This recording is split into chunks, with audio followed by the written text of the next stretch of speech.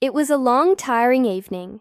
A father came home from work, exhausted and stressed. He wanted only a few minutes of peace. His little son ran to him happily, holding his father's phone.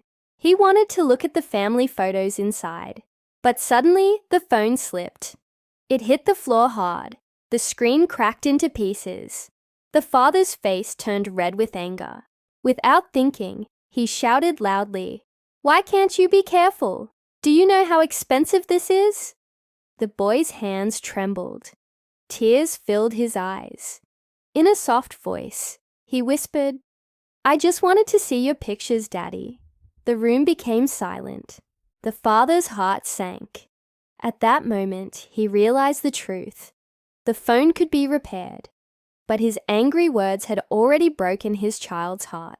That night, the father could not sleep.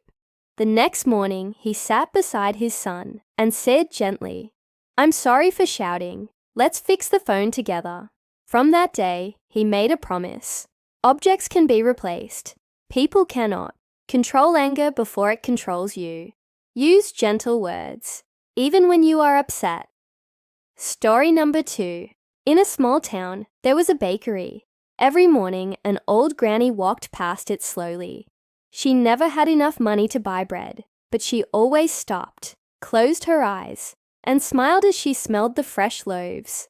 The baker noticed her many times. One day, in a bad mood, he shouted at her, "If you can't buy anything, don't stand here wasting time." The granny lowered her head and walked away quietly. People nearby saw it but said nothing. But one small boy felt sad. He could not forget the look on her face. The next morning, the boy used his little pocket money to buy a small loaf of bread. He ran to the granny and placed it gently in her hands. Tears filled her eyes. She whispered, "You gave me more than bread. You gave me kindness." Weeks later, the baker himself fell sick. He could not work, and his shop nearly closed. But then something surprising happened. The townspeople came every day to buy bread, to give money, and to support him until he recovered. The baker finally understood. Harsh words push people away.